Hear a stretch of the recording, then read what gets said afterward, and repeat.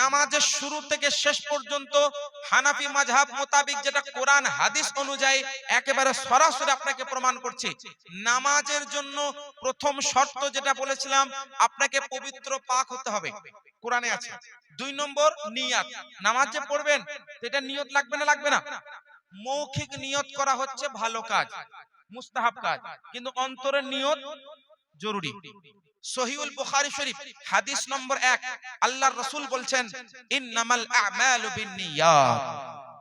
এর মানে হচ্ছে নিশ্চয় সমস্ত আমল নির্ভর করে নিয়তের উপরে। আপনার যেমন নিয়ত হবে তেমন আপনার আমল হবে। কেউ মসজিদে যায় নামাজ পড়তে তো নামাজের সওয়াব পাবে, আর কেউ যদি মসজিদে গিয়ে জুতো চুরি করে তো সে নামাজের সওয়াব পাবে? পাবে গো? দেখতে একই রকম, সে নামাজ পড়তেই যাচ্ছে, সেও সে পাঞ্জাবি টুপি পড়তে যাচ্ছে জুম্মার দিনে, অধিকাংশ জায়গা হয় না? হয় না গো? নতুন জুতো পরে গেলে ভাবতে যে কোথায় রাখবেন। এখনকার বুট জুতো বিভিন্ন দামের পাওয়া যায় না, হাজার হাজার টাকা দামের জুতা, তো মানুষ রাখলে ভয় পায় যে একটু নিবে নাকি। কেন? অনেক মানুষ নামাজ পড়তে যায়, কেউ আবার জুতো চুরি করতে যায়।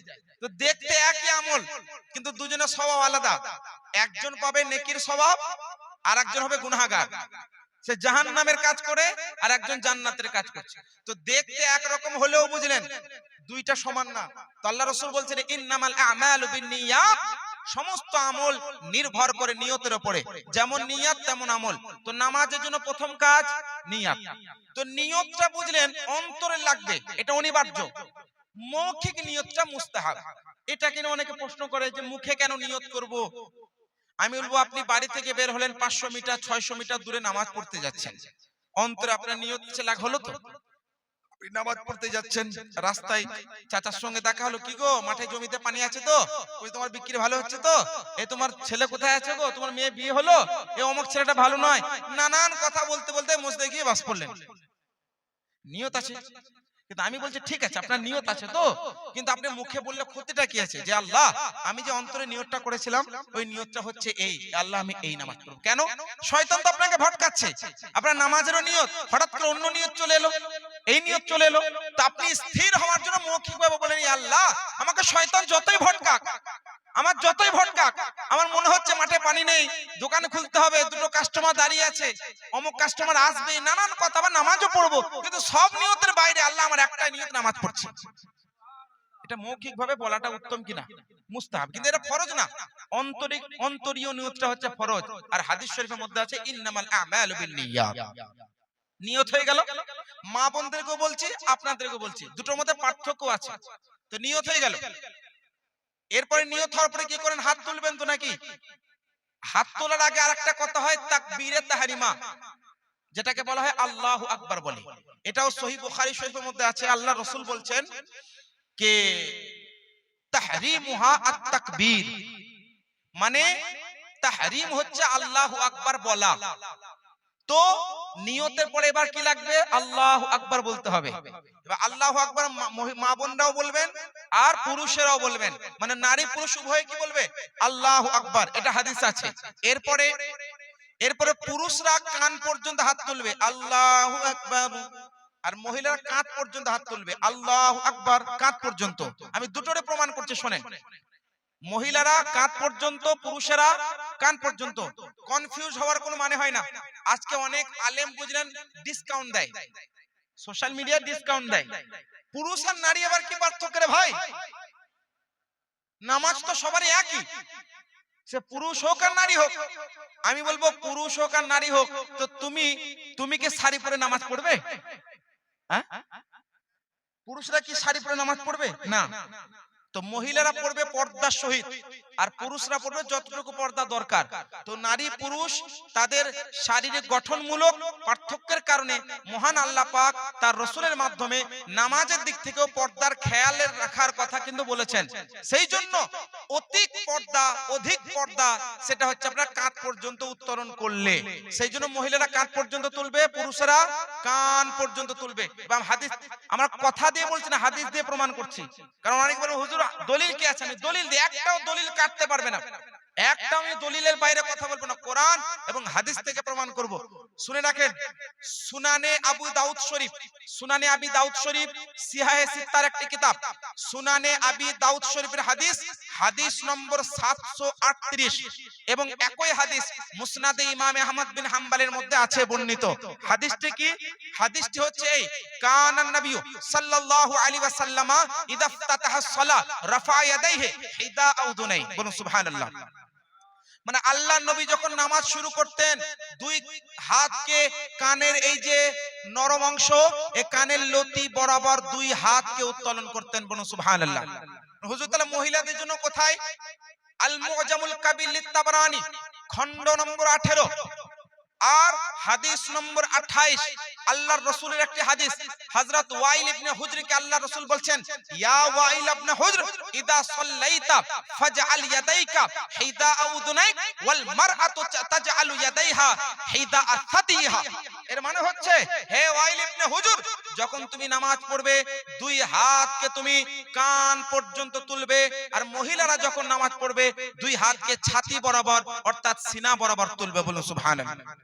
তাহলে দলিল পেয়ে গেলাম, দুটোর মধ্যে পার্থক্য পেলেন না? পেলেন না? তো যদি কেউ বলে কোথায় লেখা আছে, আমি বললাম তো আল মুজামুল কাবির লিত-তাবরানী হাদিস নম্বর 28, আর একই হাদিস মুসনাদ ইমাম আহমদ বিন হাম্বলের মধ্যে আছে, আর বর্ণনাকারী হযরত ওয়াইল ইবনে হুজর রাদিয়াল্লাহু আন। এবার হয়ে গেল আপনার হাত তোলা। কনফিউশন কি যারা ক্রিয়েট করে, সলিউশন পেলেন? কেউ বলছে এই পর্যন্ত, কেউ বলছে এই পর্যন্ত। আমি উত্তর কি দিলাম? এই পর্যন্ত মহিলারা তুলবে, আর এই পর্যন্ত কারা তুলবে? পুরুষরা তুলবে। আমি আরেকটা সলিউশন দিই, যদি আপনি এই পর্যন্ত তুলেন, তো এই পর্যন্ত তোলার যে হাদিস তার উপর আমল হলো না, কিন্তু যখন এই পর্যন্ত তুলবেন হাত দুইখানা কাঁধ পর্যন্ত উঠলো না? উঠলো না? তো এই পর্যন্ত তুলে দুইটা হাদিসের উপর আমল হলো না? হলো না? কাঁধও হলো, কানও হলো। আচ্ছা, 3 নম্বর ব্যাখ্যা শুনেন। হাত বলা হয় এই যে এই কুহুনি এইখান থেকে এই পর্যন্ত, এটাকে হাত বলা হয়। এটাকে কি বলা হয়? আরবিতে এটাকে ইয়াদুন, হাত বলা হয়। আর এইগুলোকে আঙ্গুল বলা হয়, আঙ্গুল। ইসবা, কবজি এটাকে বলা হয়, এইগুলোকে ইসবা বলা হয়, ইসবা। হাদিসে এসেছে যে হিদা উযুনাই মানে কান বরাবর, তো হাত তো আমার কাঁধ পর্যন্তই যাচ্ছে, এইগুলো হাত, আর আঙ্গুলগুলো কান পর্যন্ত যাবে। বলুন সুবহানাল্লাহ। তো উত্তর পেলেন?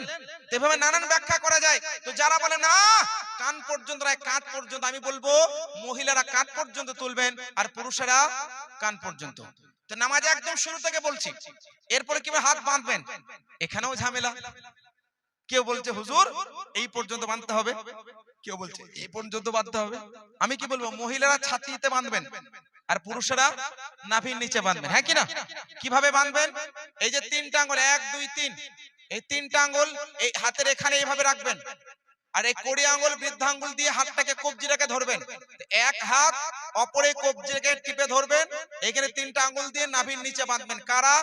পুরুষেরা। আর মহিলারা কোথায় বাঁধবেন? ছাতির উপরে। হাদিস কোথায় আছে? আমি হাদিস দিচ্ছি নেন। সুনানে আবি দাউদ শরীফের এই হাদিসটা সনাদটা বুঝলেন হাসান, আর এই হাদিসের সনাদটা বুঝলেন গুগলে বিভিন্ন জায়গায় সহি লিখেছে। যারা এইরকম কনফিউশন ক্রিয়েট করে তারাই দেখবেন তাদেরই বিভিন্ন অ্যাপ্লিকেশন গুগলের মধ্যে যেখানে তারা সহি বলেছে। যাই হোক, তো সহি হোক চাই হাসান হোক, হাদিসটা আমি বলছি শোনেন। হাদিসটা বর্ণনাকারীকে মাওলা আলী রাদিয়াল্লাহু তাআলা আনহু বলেন। সুবহানাল্লাহ। আমিরুল মুমিনিন সাইয়্যিদুনা আলী কাররামুল্লাহু ওয়াজহুল কারীম হাদিসটাকে বর্ণনা করেন। হাদিসটা সুনানে আবি দাউদ শরীফ হাদিস নম্বর 756। আল্লাহর রাসূলের সাহাবী বলছেন, আস-সুন্নাতু ওয়াদুল কাফফি আলাল কাফফি ফিস সালাহ তাহতা সুররা। নামাজের মধ্যে সুন্নত হলো, সুন্নত হলো এক হাত অপর হাতের উপরে রাখবে এবং নাভির নিচে বাঁধবে। হাদিস পেলেন? একটা হয় হাদিস আর একটা হয় সুন্নাত। হাদিস অনেক আছে কিন্তু সুন্নত সীমিত। হাদিস অনেক আছে কিন্তু সুন্নাত সীমিত। হাদিস এবং সুন্নাত বুঝতে হবে। আল্লাহর রাসূলের সাহাবী কি বলছেন? আস-সুন্নাতু ওয়াদুল কাফফি আলাল কাফফি ফিস সালাতি তাহতা সুররা, অর্থাৎ নামাজের ভিতরে এক হাতকে অপর হাতের উপর রাখবে এবং নাভির নিচে বাঁধবে। এইটা হচ্ছে আপনার মাওলা আলী রাদিয়াল্লাহু তাআলা আনহুর বাণী। এখান থেকে প্রমাণ পেলাম হাত কোথায় বাঁধবো? নাভির নিচে। আচ্ছা, এরপরে কি করবেন? সূরা পড়বেন তো নাকি? সানা পড়বো। সানা পড়ার কথা সুনানে আবু দাউদ শরীফ হাদিস নম্বর 755 এর মধ্যে আছে, সুবহানাকাল্লাহুম্মা ওয়া বিহামদিকা ওয়া তাবারাকা ইসমুক ওয়া তাআলা জাদ্দুকা ওয়া লা ইলাহা গায়রুক, পুরো আছে সুনানে আবু দাউদ শরীফ হাদিস নম্বর 756। এরপরে আউযু বিল্লাহি বিসমিল্লাহ পড়বো, কোরআনে আছে ফাইদা ক্বরাআতাল কুরআন ফাস্তাঈদ বিল্লাহি মিনাশ শাইতানির রাজীম, কোরআনের আয়াত। যখন তোমরা কোরআন পড়বে তা আউযু বিল্লাহ তোমরা পড়ো। তো এরপরে যেহেতু কোরআন পড়বো, কি পড়বো? সূরা ফাতিহা। আচ্ছা, সূরা ফাতিহা কারা পড়বো? যারা একা একই নামাজ পড়বো তারা। ইমাম সাহেবের পেছনে পড়লে আমাদেরকে আর কিছু পড়তে হবে না। দুটোর ব্যাখ্যা আমি করছি। দুটোর ব্যাখ্যা কিভাবে? একটা হাদিসের মধ্যে আছে লা সালাতা লিমান লাম ইয়াকরা বিফাতিহাতিল কিতাব। একটি হাদিস যে সূরা ফাতিহা যে পড়বে না সে নামাজ তার হলো না। আমি বলছি ঠিক কথা, যে সূরা ফাতিহা পড়বে না তার নামাজ হবে না, কারণ এটা হাদিস আছে। তবে এই যে সূরা ফাতিহা না পড়লে নামাজ হবে না কাদের? আর একটা হাদিসের মধ্যে ব্যাখ্যা আছে আই মুনফারিদান, যদি কেউ একা একা নামাজ পড়ে তাদের জন্য নিয়ম হচ্ছে তারা সূরা ফাতিহা পড়বে, কিন্তু ইমামের পেছনে তারা সূরা ফাতিহা পড়বে না। কেন? কারণ আরেকটি হাদিস নেন, আমি বলছি আল্লাহ রাসূল বলছেন কে মা কানা লাহু ইমাম ফাকিরাআতুল ইমাম লাহু কিরাহ, যখন তোমরা ইমামের পেছনে নামাজ পড়বে ইমাম সাহেবের কিরাতটা তোমাদের জন্য যথেষ্ট। তাহলে ইমাম সাহেবের কিরাতটা আমাদের জন্য যথেষ্ট হয়ে গেল। আচ্ছা, যে হাদিসের মধ্যে আছে সূরা ফাতিহা না হলে নামাজ হবে না, এই হাদিসটার বিরোধী নয়। কেন জানেন? আমরা যখন একা একা নামাজ পড়বো আমরা নিজেরা সূরা ফাতিহা পড়বো, আর ইমামের পেছনে যখন পড়বো আমাদের সূরা ফাতিহা ইমাম পড়বে। তো আমরা যখন একাকী পড়লাম তখনও সূরা ফাতিহা পড়লাম, ইমামের পেছনে পড়লাম তখন আমরা সূরা ফাতিহা পড়লাম না? একা একি পড়লে আমরা নিজে পড়ি, আর ইমামের পেছনে পড়লে আমাদের ফাতিহা ইমাম পড়ে। তো দু জায়গাতে পড়া হয়ে গেল। সুতরাং কোন হাদিস এক অপরের বিরোধী নয়। সুতরাং কি করবেন? সূরা ফাতিহা পড়বেন। আচ্ছা, সূরা ফাতিহা কমপ্লিট, এরপরে কি পড়ি আমরা? আমিন। ছোট ছোট বিষয়গুলো অনেকে ঝগড়া করে না, আমি একদম সূক্ষ্মভাবে বোঝাচ্ছি। আমিন এটা কি? আমিন এটা হচ্ছে একটি দোয়া। এটা কি? দোয়া। আমিন এই শব্দের অর্থ হলো আল্লাহুম্মা তাকাব্বাল দুআই। আমিন এর মধ্যে অনেকগুলো অর্থ ভরা আছে। একটা অর্থ কি? হে আল্লাহ তুমি আমাকে কবুল করো। হে আল্লাহ, এই যে ওয়ালাদ দাল্লিন পর্যন্ত পড়া হলো, আলহামদুলিল্লাহি রাব্বিল আলামিন থেকে ওয়ালাদ দাল্লিন পর্যন্ত যে দোয়া, আমি যে কথাগুলো বললাম আল্লাহর প্রশংসা, হে আল্লাহ আমি তোমার কাছে সাহায্য প্রার্থনা করি, তোমারই ইবাদত করি, যে নানান কথা, এ আল্লাহ এগুলো তুমি কবুল করো। এ আমিন বলার অর্থ এটা, এ আল্লাহ তুমি কবুল করো। তো আমিনটা কি? দোয়া। আচ্ছা, দোয়া কিভাবে করতে হয়? দোয়া আস্তে পড়তে হয় না জোরে পড়তে হয়? দোয়া আস্তেও হয়, দোয়া জোরেও হয়, কিন্তু নামাজের ভিতরে দোয়া আসতে হবে। নামাজের ভিতরে দোয়া আসতে হবে। কেন জানেন? আচ্ছা, আপনি যখন রুকুতে যান তো কি পড়েন? সুবহানা রাব্বিয়াল আযীম। এটা তাসবিহ তো নাকি? এটা দোয়া নয়? এটা দোয়া তো। জোরে পড়েন না আস্তে পড়েন? আমি একদম যুক্তি দিয়ে বলছি। ওঠার পরে কি বলেন? সামিআল্লাহু লিমান হামিদা রাব্বানা ওয়া লাকাল হামদ। এ আল্লাহ তোমার জন্য প্রশংসা। এটাও দোয়া তো। এটা আস্তে পড়েন না জোরে পড়েন? আস্তে পড়ি।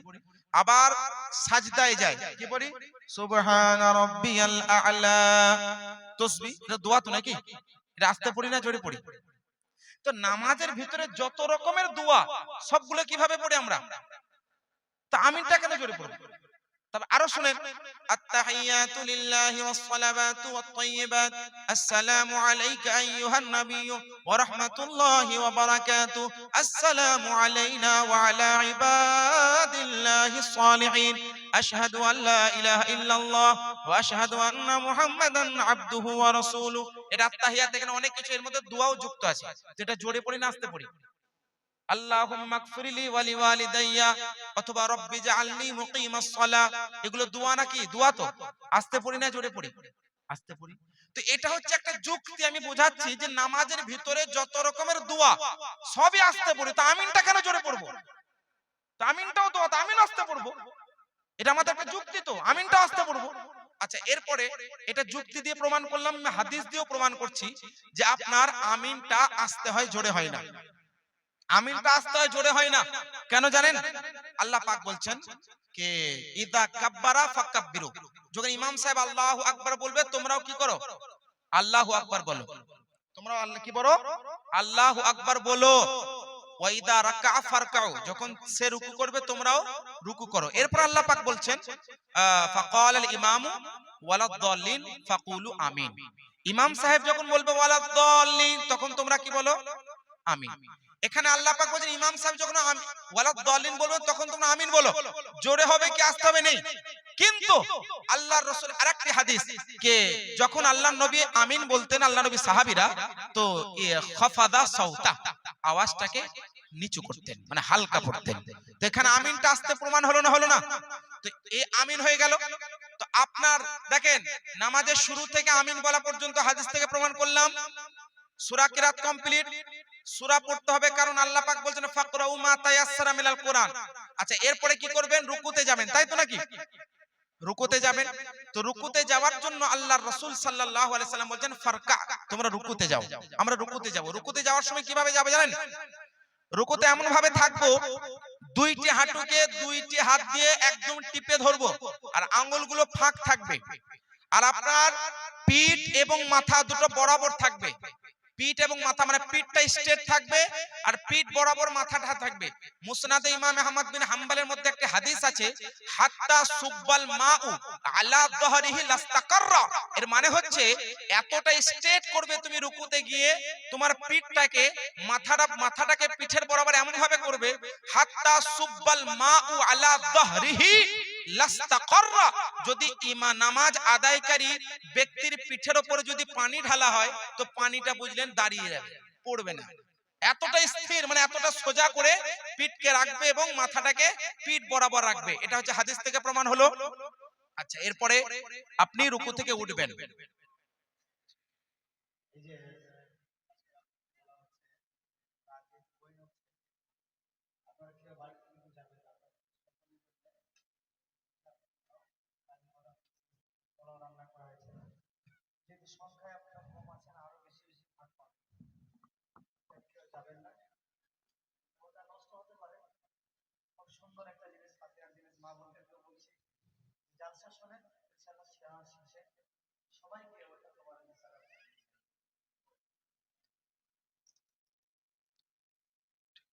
তো বিষয়বস্তু হলো যে আমরা রুকু থেকে উঠবো, এই পর্যন্ত প্রমাণ পেলেন হাদিস থেকে।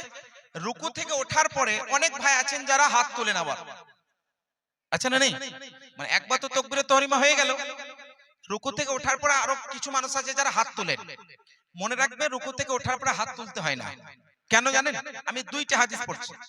একটা হাদিস সুনানে আবি দাউদ শরীফের মধ্যে আছে, হাদিস নম্বর 838, হাদিস নম্বর 838 সম্ভব্য আবু দাউদ শরীফের মধ্যে হাদিসটা আছে। এই হাদিসটি একই হাদিস সুনানে তিরমিজি শরীফের মধ্যেও কিন্তু আছে। হাদিসটি কি আছে? হাদিসটি সহিহ বলা হয়েছে সুনানে আবি দাউদের মধ্যে। আর এই সহিহ বলেছেন যারা মন্তব্য করেন হানাফি মাযহাবের আমলের উপরে প্রশ্ন করেন, তাদেরই অ্যাপ্লিকেশনের মধ্যে এই হাদিসের সনদটাকে সহিহ বলা হয়েছে, আর সুনানে তিরমিজিতে এই হাদিসের সনদটাকে হাসান বলা হয়েছে। তো যাই নিক না কেন হাদিসটা এইভাবে আছে। সাইয়্যিদুনা আব্দুল্লাহ ইবনে মাসউদ রাদিয়াল্লাহু তাআলা আন সাহাবীদের মাঝে আছেন, আর উনি বলছেন আল্লাহ উসাল্লি বিকুম সালাত রাসূলিল্লাহ সাল্লাল্লাহু আলাইহি সাল্লাম। আব্দুল্লাহ ইবনে মাসউদ রাদিয়াল্লাহু তাআলা আনহু বলছেন, আচ্ছা আমি কি তোমাদেরকে মহান নবী কিভাবে নামাজ পড়তেন ওটা দেখাবো, শেখাবো? তো সাহাবীরা বলছেন দেখা। ফাসাল্লা ফালাম ইয়ারফা ইয়াদাইহি ইল্লা মাররা, এটা সুনানে আবি দাউদ আছে। আর সুনানে তিরমিজি শরীফের মধ্যে আছে যে সাল্লা ফালাম ইয়ারফা ইয়াদাইহি ইল্লা ফি আউয়ালি মাররা। এক জায়গা আছে ইল্লা মাররা, আর সুনানে তিরমিজি শরীফে আছে ইল্লা ফি আউয়ালি মাররা। দুটোর অর্থ একই। মানে আব্দুল্লাহ ইবনে মাসউদ রাদিয়াল্লাহু আনহুমা উনি সমস্ত সাহাবীদের মাঝে নামাজ দেখাচ্ছেন, নবী মুস্তাফার নামাজ কিভাবে দেখাচ্ছেন। উনি নামাজ পড়লেন আর একবার মাত্র তাকবীরে তাহরিমার সময় হাত তুললেন, আর পুনরায় হাত তুললেন না। তো এই সাহাবী একবার হাত তুললেন শুধু নামাজ শুরু করার সময়, আর পুনরায় হাত তুললেন না। তাহলে এই হাদিস থেকে অনেকগুলো জিনিস বোঝা যায়। ইমাম তিরমিজি রাহিমাহুল্লাহ উনি বর্ণনা করছেন, এই হাদিসটা লেখার পরে উনি লিখছেন এই হাদিসটি হচ্ছে হাসান, মানে আমলযোগ্য, কবুলযোগ্য, এবং এই হাদিসটির উপরে অনেক সাহাবায়ে কেরামগণ, তাবেঈনগণ, তাবে তাবেঈনগণের আমল রয়েছে। ওয়া গায়রু ওয়াহিদুম মিন আসহাবি রাসূলিল্লাহ সাল্লাল্লাহু আলাইহি ওয়াসাল্লাম ওয়াত তাবেঈন, এরকম বর্ণনা আছে। তাহলে বোঝা যায় এই হাদিস থেকে প্রমাণিত হয় যে আপনার একবার মাত্র কান পর্যন্ত হাত তুলবেন, নামাজ শুরু করার সময় বারবার হাত তুলতে হবে না। 2 নম্বর, এখানে হাদিসটা শুধু আব্দুল্লাহ ইবনে মাসউদের আমল নয়, এই হাদিসের মধ্যে কার কার আমল আছে? আল্লাহর নবী নামাজ শেখাচ্ছেন একাধিক সাহাবায়ে কেরামের মাঝে, তো বাকি সাহাবারাও তো আল্লাহর নবীর নামাজ দেখেছেন। তো আব্দুল্লাহ ইবনে মাসউদ রাদিয়াল্লাহু আনহু যদি নামাজটা ভুল করলেন, তো অন্য সাহাবায়ে কেরামরা তো আপনার আপত্তি করতে পারতেন না, পারতেন না যে হুজুর আপনি নামাজ ভুল করলেন, আপনি আরেকবার কেন কান পর্যন্ত হাত তুললেন না, রুকু থেকে ওঠার পরে কেন তুললেন না? এরকম প্রশ্ন কিন্তু হাদিসে নেই। কেন? তার কারণ আব্দুল্লাহ ইবনে মাসউদ রাদিয়াল্লাহু আনহু যে নামাজটা শিখিয়েছিলেন ওটা সঠিক ছিল, আর ওটাই আল্লাহর রাসূলের নামাজ ছিল। তাহলে আর হাত তুলতে হলো না। আচ্ছা, এরপরে কি করবেন? রুকুতে হয়ে গেল, রুকু হওয়ার পরে এবার কি করবেন? সাজদায় যাবেন। এখানে গিয়ে অনেকে প্রশ্ন করেন, সাজদায় যাব তো কিভাবে যাব? সাজদায় যাব তো কিভাবে যাব? নিয়ম হচ্ছে প্রথমে 2 হাঁটু রাখবেন। প্রথমে কি রাখবেন? 2 হাঁটু, তারপর 2 হাত, তারপরে নাক, তারপরে নাক, তারপরে কপাল। এটা হচ্ছে আপনার সাজদায় যাওয়ার নিয়ম। সাজদা থেকে ওঠার সময়ের অপোজিট, প্রথমে কপাল, তারপরে নাক, তারপরে হাত, তারপরে হাঁটু। এর উপরে প্রশ্ন করে কিছু ভাই আছে যারা এটার উপরে প্রশ্ন করে, না এটা হাদিস সম্মত নয়। আমি বলবো উঠিয়ে দেখুন সুনানে আবি দাউদ শরীফ। সুনানে আবি দাউদ শরীফের মধ্যে হাদিসটা বর্ণিত আছে। সুনানে আবি দাউদ শরীফে হাদিস নম্বর 738 এবং একাধিক কিতাবের মধ্যে হাদিসটা বর্ণিত আছে। এই হাদিসের বর্ণনাকারী হযরত ওয়াইল ইবনে হুজর রাদিয়াল্লাহু আনহুমা, উনি বর্ণনা করেন। হাদিসটা কি জানেন? উনি বলেন, রাআইতুন নাবিয়্যা সাল্লাল্লাহু আলাইহি ওয়াসাল্লামা ইদা সাজাদা ওয়াদাআ রুকবাতাইহি ক্বাবলা ইয়াদাইহি ওয়া ইদা নাহাদা রাফা ইয়াদাইহি ক্বাবলা রুকবাতাইহি। বলুন সুবহানাল্লাহ। এই হাদিসের অর্থ হচ্ছে, আমি নবী মুস্তাফা সাল্লাল্লাহু আলাইহি সাল্লামকে দেখেছি ইদা সাজাদা, যখন সাজদায় যেতেন কি করতেন? ওয়াদাআ রুকবাতাই, 2 হাঁটুগুলোকে রাখতেন, ক্বাবলা ইয়াদাই, 2 হাত রাখার আগে, আগে 2 হাঁটু রাখতেন, তারপরে 2 হাত।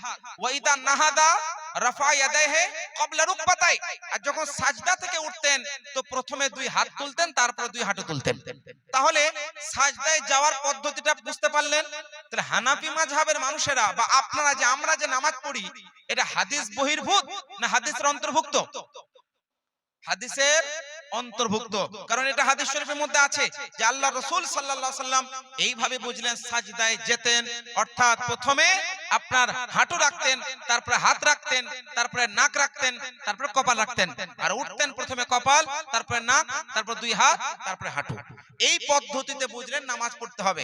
তাহলে নামাজের শুরু থেকে নিয়ে সাজদা পর্যন্ত বুঝতে পারলেন না?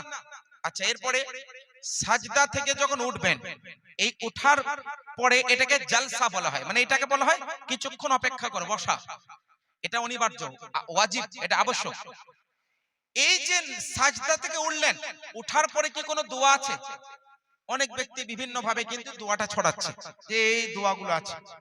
মনে রাখবেন, মাওলা আলী রাদিয়াল্লাহু আনহুর বারগাহে অনেকে প্রশ্ন করেছিলেন, হুজুর 2 সাজদার মাঝখানে এবং রুকু থেকে ওঠার পরে সামি আল্লাহু লিমান হামিদা রব্বানা লাকাল হামদ রব্বানা ওয়া লাকাল হামদ আল্লাহুম্মা রব্বানা ওয়া লাকাল হামদ, 3 ভাবে এসেছে হাদিস। এই দোয়া ছাড়া কি আর অন্য কোনো দোয়া আছে? মাওলা আলী রাদিয়াল্লাহু আনহু বলছেন, আমি আল্লাহ রাসূল সাল্লাল্লাহু আলাইহি ওয়াসাল্লামের কাছ থেকে এমন কোনো দোয়া পাইনি। তবে এমন যদি কোনো দোয়া থাকে ওটা নফল নামাজের জন্য হবে, ফরজ নামাজের জন্য নয়। তাহলে এটা জোরপূর্বক ভাবে যদি কেউ গলা চিৎকার করে বলে যে না, রুকু থেকে ওঠার পরে অতিরিক্ত দোয়া আছে, 2 সাজদার মাঝখানে অতিরিক্ত দোয়া আছে, আমি বলবো এটা হাদিসের মধ্যে নেই। যদি থাকে ওটা নফল নামাজের জন্য, আপনি লম্বা সাজদা করুন, সাজদা থেকে ওঠার পরে বসুন, লম্বা বসুন, সেটা আপনার ব্যক্তিগত ব্যাপার, কিন্তু ফরজ নামাজে এরকম কোনো পদ্ধতি নেই। তাহলে সাজদা থেকে ওঠা এবং বসা সব বুঝতে পারলেন। এরপরে কি করতে হয়? তাশাহুদ পড়তে হয়, মানে তাহিয়াত পড়লেন, দরুদ ইব্রাহিম পড়লেন এবং আপনি দুআয়ে মাসুর পড়লেন, কোন একটি দুআয়ে মাসুর যেটা হাদিস আছে এটা পড়লেন।